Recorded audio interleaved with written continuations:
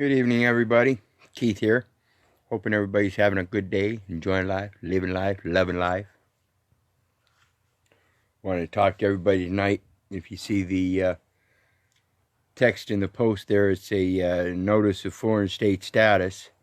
And this is a document that I printed up that I'm sending with mine in regards to the SS5 Social Security Application Corrections and SS4. Now the SS4, I didn't actually do a complete video on that in regards to what that's doing, but the SS4, you're going to use that to clarify the separation between the legal entity and the responsible party by denoting specific grammar. And like I said in my previous video where I did mention the SS4, you want to use a state of decedents. And if you go back and watch that video, you'll see why. But in regards to today's video, the foreign state status, again, if you refer to the text in the above the video here, you'll see what it says, and it's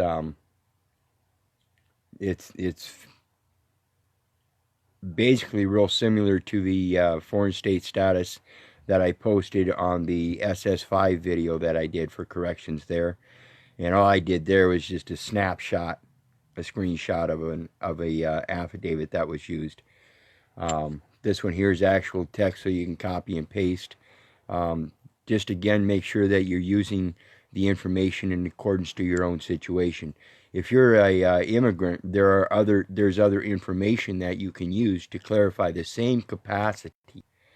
Because in regards to this commercial status of persons, we have to think about the maxims of law.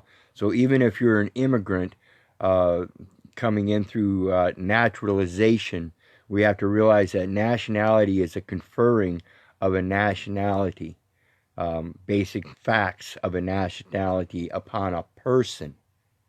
Okay, and that's denoting the political contract to conduct commercial affairs between a different political body.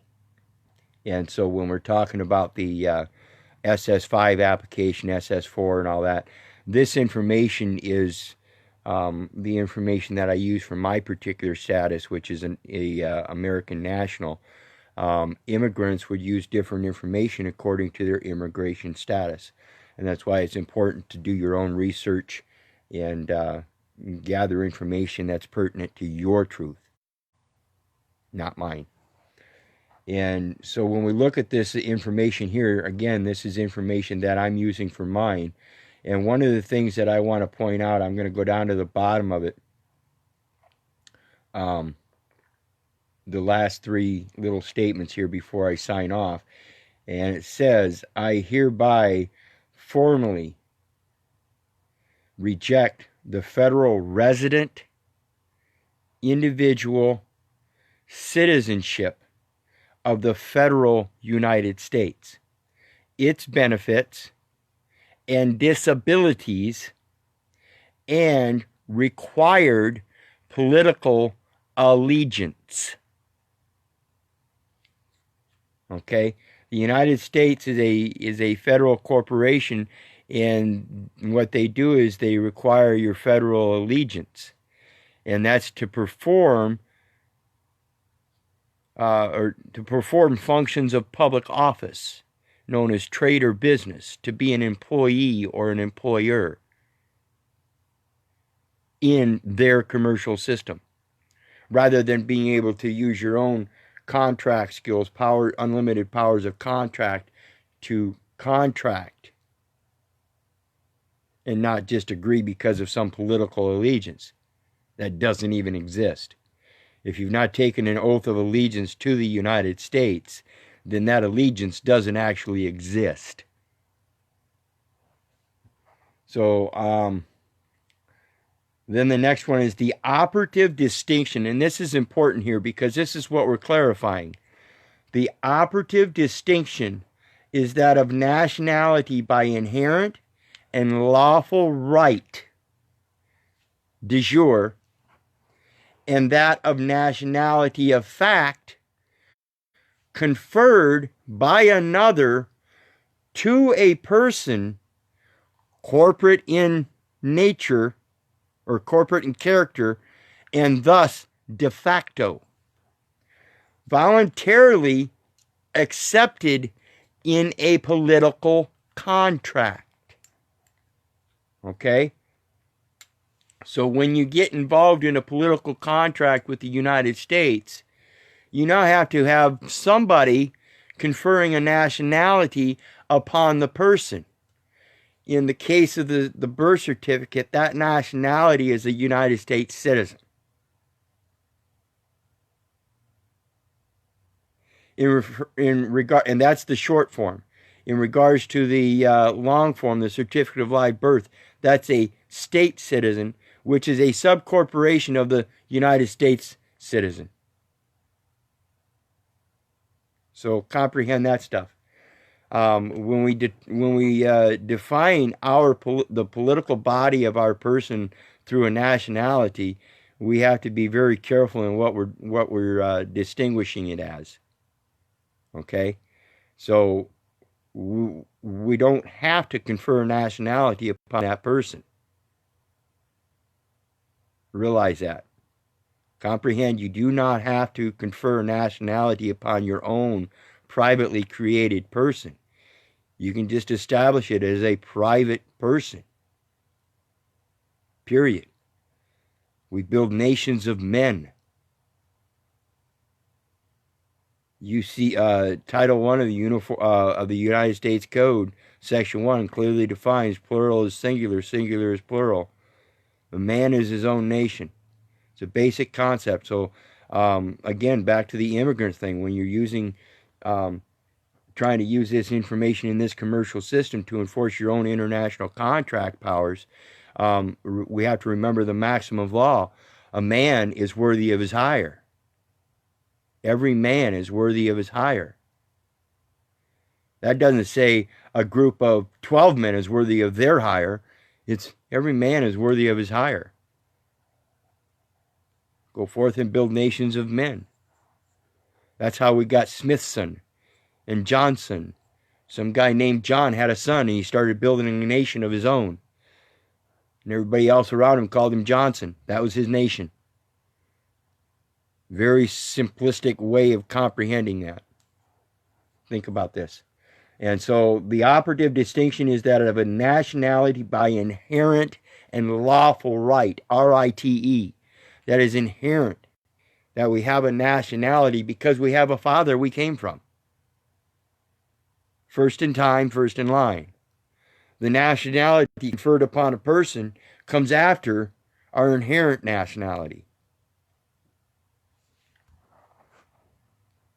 Lawful right, which is de jure, and that of a nationality of fact conferred by another to a person. And so when we think about that, again, back to the United States citizen birth certificate, state citizen certificate of live birth, it is the state that is conferring those facts. So that is their citizen. When you create your own document and you confer the facts, then that is now your own person, whether you want to call it a citizen, a national, a son, whatever.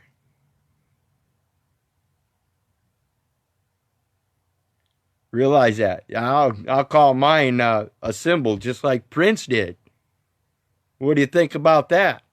Wait till my next video. I'm going to do another video later here today about codes.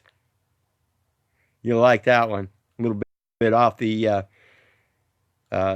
thing here about correcting your status, but it's all about the language. I've been telling you that all along, so I'm going to do a video about codes. But back to this, it's that's the distinction between the nationalities.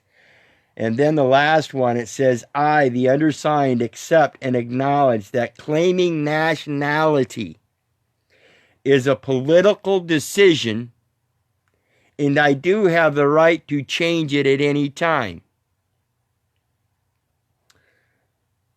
That claiming a nationality is a political decision. We have to realize that's an important statement because the distinction between separation of church and state. Here we're talking about a political state. a political body, wherein you have to enjoin with other people of the same mind. And that's why we have this misconception that there's a separation of church and state. Like I said, go forth and build nations of men. That's what the church is using against us by creating these fictional borders and calling them nations, and telling you have to claim a nationality. It's what I talk about with the Moors trying to claim that they're Moors. When you start claiming a nationality in that context, in a commercial context, in order to enforce your right in a commercial venue, then you're talking about that political body. If you're going to enforce your nationality in the right context, in the spiritual context, then you go beyond when the Moors became Moors, and you follow that lineage further back. And you find out that all of us, not only are all of us brothers and sisters, like I say all the time, your mothers and fathers are my mothers and fathers, your brothers and sisters are my brothers and sisters, your nieces and nephews are my nieces and nephews, your sons and daughters are my sons and daughters, all along. We're all part of the same life force. So it's not just limited to those of those in His image and likeness, as we discern that as mankind. In my reference, in His image and likeness, isn't He the true force of life? Together, all together, everything. Night and day, light and dark, earth, land, air, and water, all the creatures, all the elements therein. In beginning was Word, the vibration. He set it in motion. All of it. So if I'm truly created in His image and likeness, then I'm much more than just the aspect of my brothers and sisters, mothers, fathers, daughters, and sons. My nationality is that of life. It's a natural thing. It's what I'm native to. You want to talk about native? I'm native to life, not to a place. I'm native to the concept of existence, no matter where I'm at any time. Dates and times, schedules, that's all commercial. I exist, period. And that's a big distinction. We have to determine what our natural existence is, and whether we exist to claim a nationality. Like I said, you can operate that person without a nationality. You do not, there is no single law that says that you have to have a naturalized citizen or have a citizen. You can operate your person without citizenship. So think about this stuff, people, and realize that's your foreign state. You have the ability to operate without a commercial entity. You have the ability to operate and establish your own private estate, your private trusts that you operate. You barter with certain people that are involved, and it's nobody else's business whether you use a commercial system of debt whereby you keep a ledger with mathematical currency, fiat currency of some sort, or if you have a medium of exchange wherein at this point in time this bushel of apples is worth this many bushels of corn, whatever, that your exchange rates are private. And if you wish to conduct a political contract with another political body, again, that's where your unlimited powers of contract come in and say, well, I don't wish to operate your person. I'd like to operate my own person. And let's be clear, I don't have to qualify it with a nationality. It is valid operating person in commercial societies according to the contract that we set forth from here on out. He stands in good standing. He stands in honor. I wish to represent that here today. And like I said, it all comes down to language and how you educate yourself on learning how to not just speak it and write it, but become versed enough so you can speak it without writing it. So it becomes habit. Over, and don't just do it one at a time. I was talking to somebody the other day, you know, they got used to using the UCC 1-308 and then they quit using it. Why? Give them a standing record. Show that, hey, it worked here, worked here, worked here, worked here, worked here, worked here, worked here. How come all of a sudden you say it doesn't? I've got standing record that says, yeah, it does. And that's how it works. So think about this stuff, people, and realize you are the creator of your own future. And the more you progress in this by educating yourself with this information, so you can not only discern the differences for yourself, but to place them on a record, which is for them to recognize. That's the only way they will recognize, is if it's on record. And so we have to find a way to put this stuff on record. Again, like I said, when it comes to your private documents, you keep them private. But when you're sending each of these little individual agencies like this one here, you're correcting the application for Social Security. Under 5, they want you to mark, or if you mark other, they want you to look at Rule 3. When you look at Rule 3, it tells you have to send in an affidavit. Well, this is the affidavit we're going to send in with that, declaring that foreign state status. Now, we can include a comment in here, notice to principal is notice to agent, and notice to principal, and they should notify all agencies. But we're not going to worry about that, right? This is just a basic, simple format for you. Again, like I said, research this stuff and format it for yourself. I might end up just doing that, putting a list of 120 some people to have certified copies sent to. I don't know. Depends. So again, I urge you people to look at these forms. Use the forms if you want to, but know that it's discretionary. Again, you don't have to. You can draft up your own documents, your own instruments, using the verbiage and likenesses to clarify the distinctive differences. And again, if you've got a Social Security account, like I said, go ahead and use their forms. But again, make sure you clarify the distinct differences by knowing how to fill these forms out. That's why we're doing the SS5s over, because nobody's filling them out correctly.